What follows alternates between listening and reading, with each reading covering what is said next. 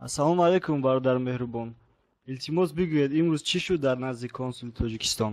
ва алайкум ассалом бародари азиз. имрӯз мо пас аз намози ҷумъа аз масҷиди проспект мира омадем ба назди консулгароӣ барои он ки аз онҳо талаб кунем то ба бародарони шаҳидшудаи мо дар метрои русия ки ду кас шаҳид шуданд, 3 нафари онҳо дар беморхонаҳо ҳастанд ва мо хостем талаб кардан ки ба онҳо аз тарафи давлат маблағ ҷудо карда шавад, чунки мо ҳақ ва ҳуқуқи озодӣ дорем.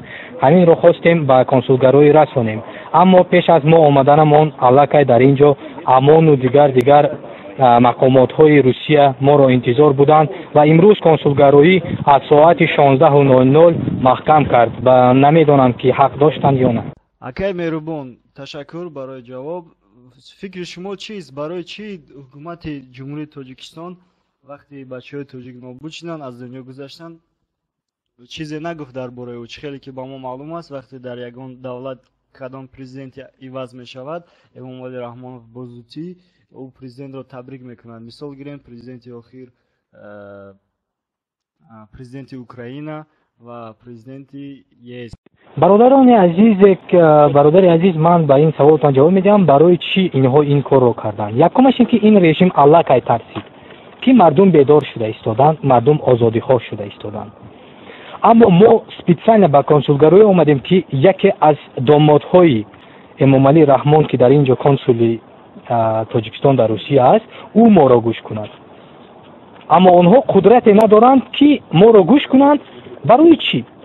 мо ки ҳамаи мо муҳоҷир ҳастем, 60% экономикаи тоҷикистонро мебардорем.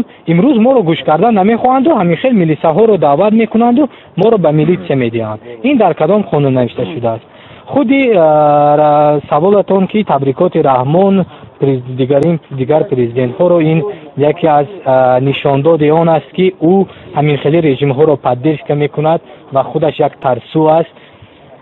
аз тамоми вазорати корҳои хориҷӣ хоҳиш мекунам ки агар ки шумо озодихоҳ бошед, агар ки шумо ба мо ҳуқуқи конститутсионӣ, ҳуқуқи сарқонунӣ дода бошед ки мо озод ҳарф занем, барои чӣ консуле ки мо ҳақ дорем ба ӯ гап занем, ӯ моро гӯш накарду ба милитсия дод? бисёр саволҳо дар ин ҷо ба вуқӯъ омаданд. ҳозир мо буромадем, баъд ҳамаи гапҳоро боз мегӯям. бародар, яке аз бародарон баромада дар ҳамин зело гуфт ки зане аз мо консул мебиёяд, зани тоҷике, ва ӯро тӯҳмат мекунад. гӯё ба маҷбурӣ ӯ занро, ҳамон бародари тоҷикро интихоб карда, мегӯяд ки ҳамон мард ӯро таҷовуз кардааст. ҳаминро равшантар карда ба мо мефаҳмондед, хеле хуб мешуд. бале, як бародарро ки қории қуръон ҳастанд, он кас айбдор кардани ҳастанд ки ба таҷовузи як зане расидааст. вай зан қатӣ саг ҳам хоб намекунад, бовар кунед. ҳоло мо пашти 60 сола аст. ҳозир мо хандаам меояд. хайр, рости габохӣ. худатон як бор дарк кунед. он зан аз куҷо донист ки мо ҳозир консулгароӣ мебиёем? барои он ки дар консулгароӣ ӯ аллакай ҳузур дошт. мо омадем ки аллакай дар он ҷо гуфта истоданд ки маро таҷовуз карду дигар. ҳозир мо дар ин ҷо истодаем ва ба ҳамаи шумоён қасам ёд мекунем, то оне ки ҳамон бародарро аз ҳамин ҷо озод намекунанд, мо намеравем ва мо ин қазияро то охир мерасонем. бародарони азиз, саломат бошед, бо мо бошед. худо бо мост. бародари азиз, дуо мекунем ки шуморо озод кунанд. бароятон сабр ва як ҷаҳон ташаккур ки шумо дастгирӣ кардед бародарони тоҷики моро. хеле шодам ки ҳамин хел бародарон ҷавон ҳастанд.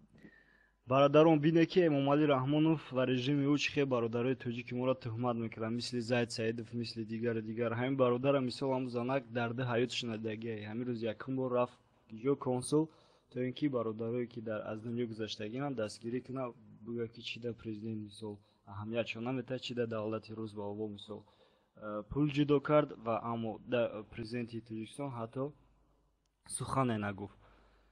аз куҷо як кампир пайдо мешавад, як зани пӯч, ва мегӯяд ки ӯ маро таҷовуз кард. ин тӯҳмати ҳукуматро бинед ва фаромӯш накунед ки дар ҷои ин бародар метавонад ҳар яки мо буд, ё ки бародари мо. саломат бошед.